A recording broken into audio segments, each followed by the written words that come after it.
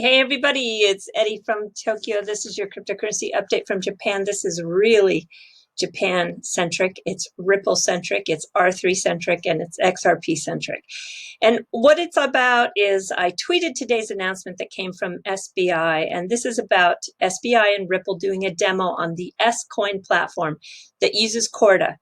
And the initial reaction from many was fear. And I have to tell you, no.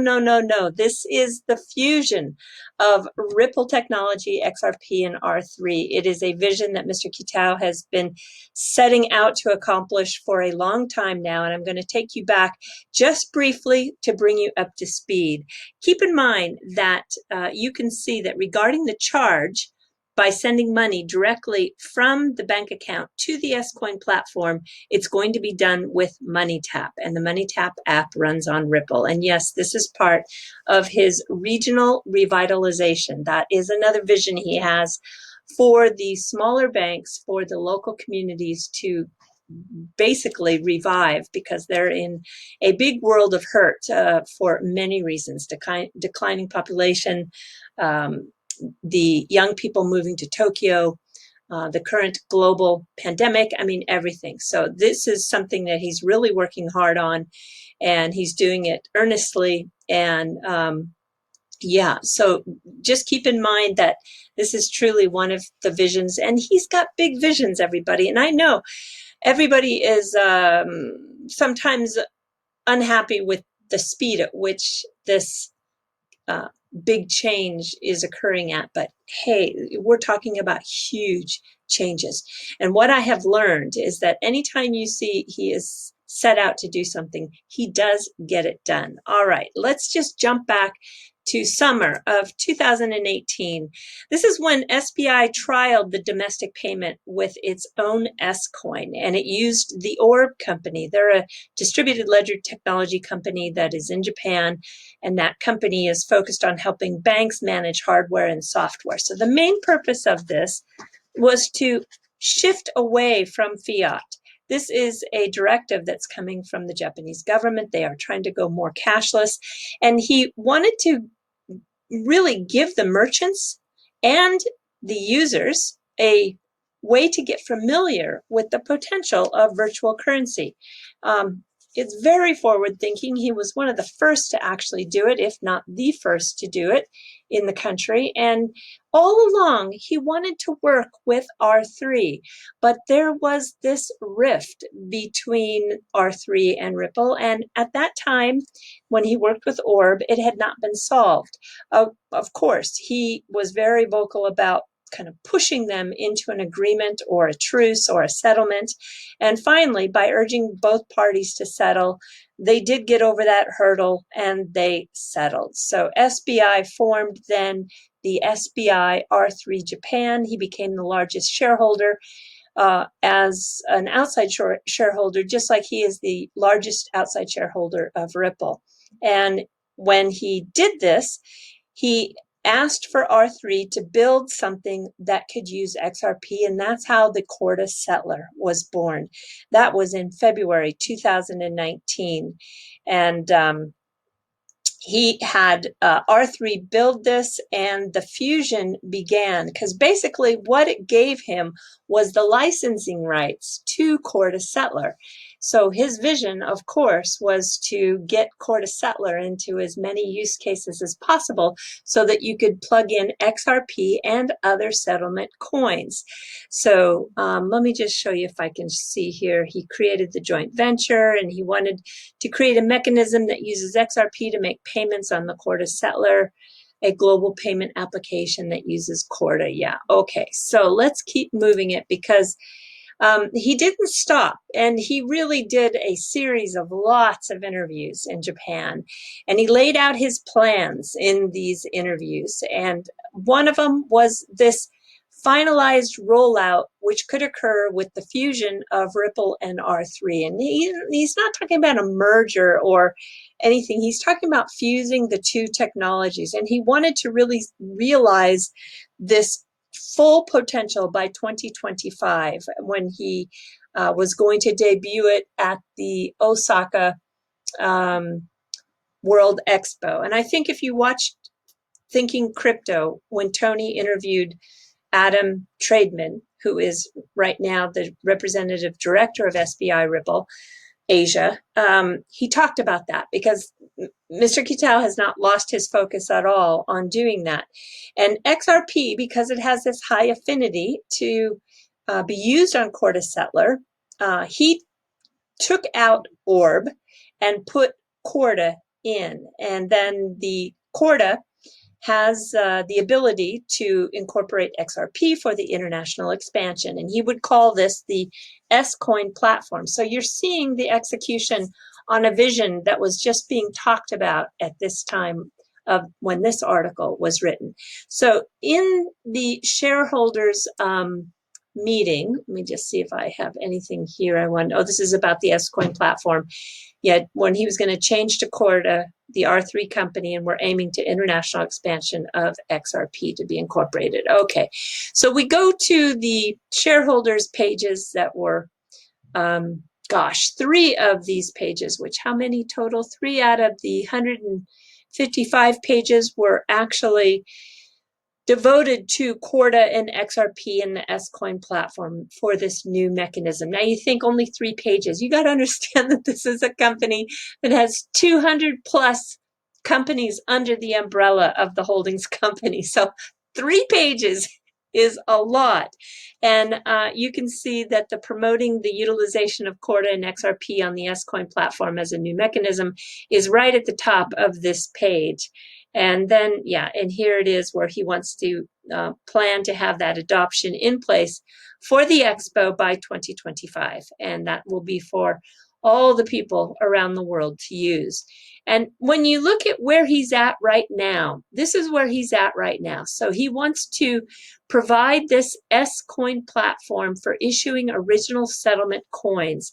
And these original settlement coins are for the local cities in Japan. They're for their events, their campaigns, like, for example, the seasonal ski resort to drive the local economies for people who are there.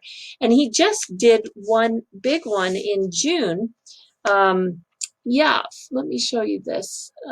This one here. So this 4th bank that he is building, this mega bank, he calls it the 4th mega bank in Japan. He's doing it with strategic capital investments in regional banks and bringing his technology know-how to the local economies using MoneyTap for one. That, remember, MoneyTap always runs on Ripple. And also the issuance of blockchain stablecoins, like he did here in June, which is going to launch in September. This is where the government, the local government, issued certificates, and the certificates function as a type of stable coin. They're issued or pegged 1-to-1 to the Japanese yen, and they can be used at merchants in this town of Ukiya in Fukuoka, and the local government is funding it, and it's in efforts to attract tourism. So this is a perfect way where the government is working with the local banks, which is using the technology that Ripple has built with the mobile app, and then they're using the R3 Corda Settler to issue those localized, very customized tokens, which is so creative. I mean, it's really out of the box thinking. So Corda Settler, if you remember, I did a couple of videos where they had this SDK, and it is a software developer kit where the Corda Settler can provide tokens, these local stable coins, anything anybody dreams up. This was announced last July, and it's been Mr. Kitao's vision to issue locally and bring XRP globally, okay? So the local tokens can be prepared for these original customized projects, but yes, yes, yes, it will use MoneyTap. MoneyTap runs on Ripple, and per the announcements we've seen over and over and over, XRP is going to be used when it is rolled out globally. I'm telling you, his visions are big, and they will get done. Really, they will get done. So we're right now looking at a review that was done, because hey, if we're going to look at SBI, we might as well look at a little bit more, right? This is a July 2020 review of the SBI VC trade site. This site currently has spot trading for BTC, Ethereum, and XRP. It removed BCH when BCH had the fork with BSV. Too bad. I feel bad for Roger Ver, but it is what it is. Maybe it has a chance to come back.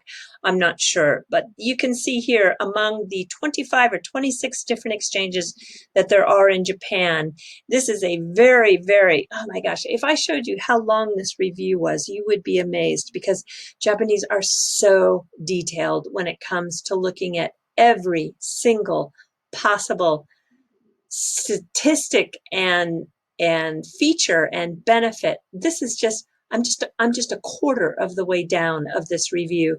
This review is looking at the top 9 exchanges in Japan. Anyway, I don't want to bore you because this doesn't really mean anything to you. I'm only halfway down now, so this is a huge review that was done for July 2020. It's their edition. And of those, I don't know if it's 25 or 26. I'm sorry, I can't remember. I mean, they keep adding 1 or 2 here every couple of months. So I think it's at least 25. It might be 26 now. Of the top 5, SBVC trade does fall within the top 5. The first one that gets the highest score is CoinCheck at 96, mostly because it has an abundance of currencies. And then number 2 is DMM. They got a score of 94. They're strong. They're super strong because of their advertising. I mean, they advertise like Coca-Cola. Number 3 is Bitflyer. Bitflyer is, well, it's got a tremendous amount of reach. It has a score of 90. And Bybit got a score of 89. And SBI VC Trade got a score of 87. And it beat out the sites like huge GMO, BitBank, and Liquid. I was actually surprised that it beat out BitBank, because BitBank has been ahead of SBI Trade for a long time, but it's good to see the SBI VC Trade nosed up a bit. Now, what don't people like about SBI VC Trade? Well, it only has those 3 coins. That really doesn't attract a lot of the traders. It attracts the gachi-ho, we call it. Gachi-ho are the people who hold. And for the XRP people who are very XRP centric or BTC centric and don't want to trade, they just want to hold. It's a really great site. Why? Because it's has great security, it has low fees, and it has this amazing wallet that everybody loves. But for traders, it's not so popular because it only has spot trading. They don't do any leverage trading. So if we take a look at that wallet, yeah, the Cool X wallet, it is, it's loved. It's super secure, and it's a dedicated app, and it's something that the SBI VC Trade people can use. And then if you also have a look at what they just did on June 30th, the SBI VC Trade launched their mobile app. So they just got that done. It's really starting to get ramped up. We had this big change in the law, more further clarity, which took place on May 1st. And on the roadmap, Mr. Kitao always said that once that law was passed, he was really going to just turn on the afterburners. And then you can see I was on Yahoo Auction today. I was just popping around looking at some stuff. Anyway, I noticed that 2 SBI VC ads popped up. There's 2 sticky, right? Sticky, icky. This is a SBI VC Trade where if you open a new account, you get 50 XRP. And this one is an advertisement that is for their enhanced security. So that is, yeah, you know, it's getting more and more promoted as we've seen that change. Now, this is Sachi. She's one of the many crypto asset girls in Japan. By the way, the official word for virtual currencies or digital assets, we are by law have to call them crypto assets. That was a law that went through. That was part of that May 1st law, was the official naming of virtual currencies. So here in Japan, it is always a crypto asset. And Sachi is, well, there's so many more women in the crypto space in the East than there are in the West. I find that's true in Korea. I find that's true in Taiwan. And I don't know so much about Singapore, but for sure in China too, the women are very, very strong. So here it is on her blog today. And she said that she saw an SBI TV commercial on YouTube. Now, I've not seen it, but I'm really curious to see if, yeah, I'm sure that it's probably running on YouTube, and maybe it will eventually have some spot commercials on the regular terrestrial, possibly, channels as well, like Fuji Television or TV Tokyo or something like that. I'm not sure. But for SBI VC Trade, if you trade on the #1 security site in Japan or the #1 FX site in Japan, you're going to get that same 50 XRP promotion with completing a new account. So he's doing this cross promotion now, and that just started on June 30th. And FX Coin, I know you're probably going, oh my gosh, Eddie, stop, I can't take any more. But I'm only going to give you this one big swoop, and because I don't always give you a daily update on SBI, but you can see there's a lot that has been going on. FX Coin is an exchange. I think they're one of the newest. I think they are the newest to go live, and they're backed by SBI. They're backed by an undisclosed amount, and they too have the 50 XRP promotion. And they just started handling XRP on July 22nd. I'm so sorry, I didn't tell you about that. I was busy with other things, and then I went to Lake Yamanakako, and I just forgot. But this is kind of a big deal. So you have Mr. Kitao with the reins on 2 horses here that are promoting the XRP. This site is the same site that announced that they would be participating in on-demand liquidity, ODL. And also, too, you can see that when you look at the address of this website, they are in the same building as SBI. Now, I don't venture to guess often, right? But I'm going to make a guess in this case. And I think because they're in the same tower as in a very expensive part of Tokyo to have an office space, I think SBI has the majority share. I would be willing to wager on that. So the website has an official expert. This is Yasuo Matsuda, and at 9 a.m. every day, he makes a daily report on YouTube, and he does it for about 2 minutes. This is the first YouTube channel coming from an exchange in Japan. He started it just at the beginning of the month. And this gentleman has got a huge background. He's an economics professor at Tokyo University, and he also used to work for Mitsubishi Bank in Thailand, and he also used to work for Deutsche Bank in Singapore.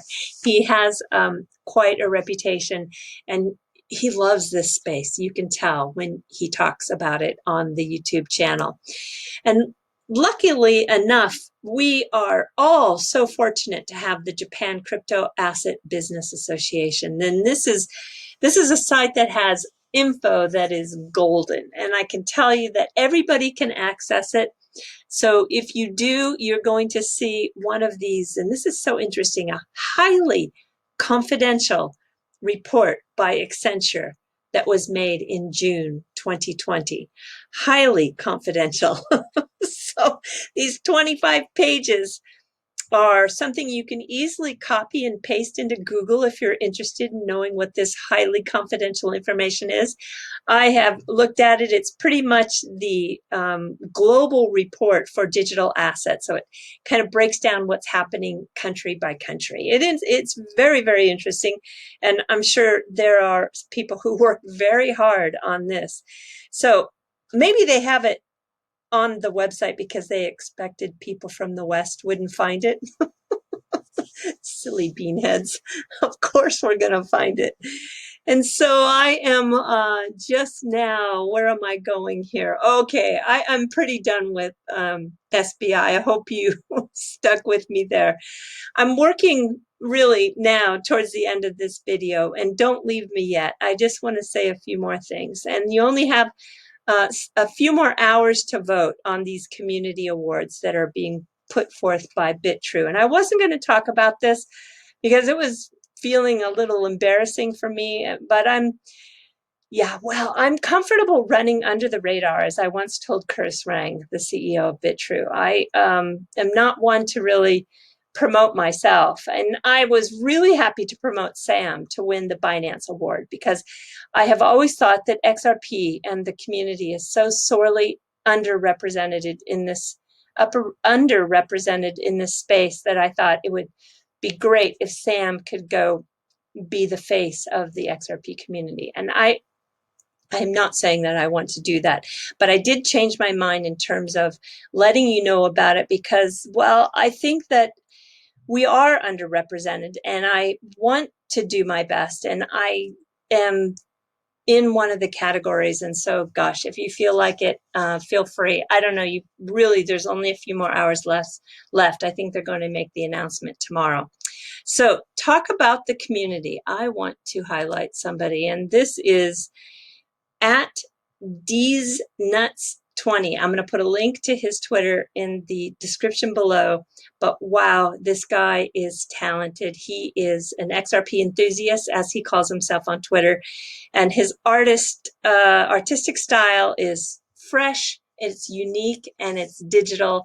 And I came across it, and I just wanted to share with you one piece that he did, which is of David Schwartz, and it is just fabulous. The work actually that this artist does, you can see how he does it. If you go to the piece that's called Beyonce, he has a video that shows you how he actually is going through the process of making it. And for someone like myself who works with Photoshop, I really have a lot of respect to people who can use these very sophisticated programs and create things like this. It's way beyond what I do. And so I just wanted to point that out. And what's really cool is he hand applies, you can see here, a foil XRP at the top right corner. And boy, that just gave me a big light bulb to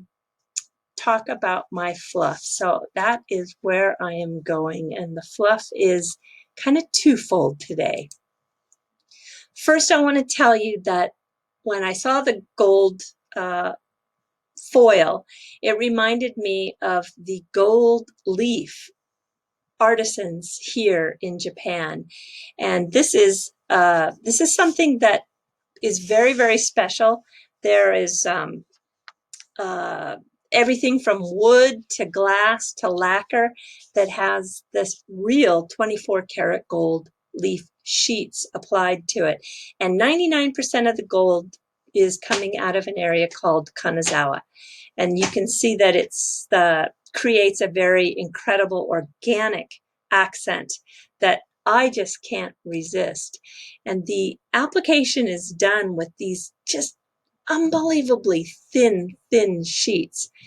If you see this picture here, this is where somebody is applying it to a piece of wood. This is, genuine 24 karat gold. So the gold leaf is 130 grams. And this is an end product of a glass. So what I'm going to do is I'm going to just take some of my a dozen or so of my favorite, this is called hakuichi. I'm going to take about a dozen of my favorite examples. I'm going to put them on my coil site. I hope to have that done in the next 24 hours. And then you can go to the site, which you'll find the link in the description below, and you can enjoy this beautiful, beautiful work by craftspeople who have been third, fourth, fifth, down to 16th generation artisans that are in Japan. It's really kind of special.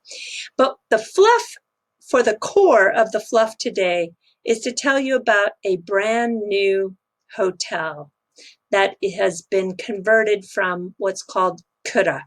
Kura are warehouses, and the warehouses date back to the Edo period, and they were always pretty much owned by rich merchants or the samurai class. And there are 3 of them that have been transformed that were part of a samurai community, and there's 3 different families. These kura, or they call them, what do they call them here? Storage houses? I don't know what they're calling them, warehouses. That's really not the right historical warehouse. Well, I guess that's okay in English, but they were very secure buildings, 2 stories that were protecting the family's treasures, and not only the treasures that were the armor and glassware and fine ceramics, but also miso and sake and rice. So it was, think of it as a secure walk-in safe. That's what they were. And the first one I want to show you, first let me show you what a kura looks like from the outside. This is behind a fence, so you can't really see it, but this is an old samurai residence. And so they have this one that all of them date back to the Edo period. Only one of them, I think, that has been converted happened right at the turn into the Meiji Restoration, which would have been around 1865 to 1880 something. And so it's still very, very old. And then this one here is, I just wanted to show you. So here's the doors to the kura to go inside. Look at the size of those doors. They're multi-layer doors. But just outside in a private area, they have your 1-person outdoor hot spring. I thought that was so cool. So which one is this one? This is the Nishinomiyake kura. So that was a samurai that once lived there, and that was his actual storage house. Look at this. This is the Nishinomiya family kura, and it's 2 floors with this amazing bedroom, but it has all of the modern conveniences. So you don't have to worry. It's actually very, very, very fancy. The bathrooms and everything are very, very fancy. And then I want to take you back to here and show you another angle of that same bedroom. This is fabulous, right? Got the swords at the top. I don't know if those are real. I would think not, but I don't know. Maybe it's just decoration. And then this is the Tanmon no Gura, and they also were a big samurai family. And this has got a big tatami room. Look at that. It sleeps 6. So you can drop your legs down here for comfort, but this is your dining table. Is this not the coolest thing you've ever seen? This is absolutely on my bucket list. I can't wait to go. It's called the wa no I, which means inn. And the historic buildings, are just now turned into a place that you can enjoy the rich culture of the past and of the samurai class, but in a way that you can enjoy in a getaway.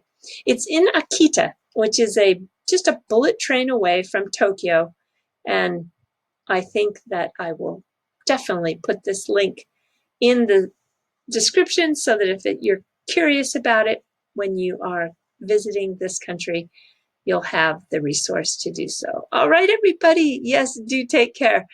Sayonara for now. Bye-bye.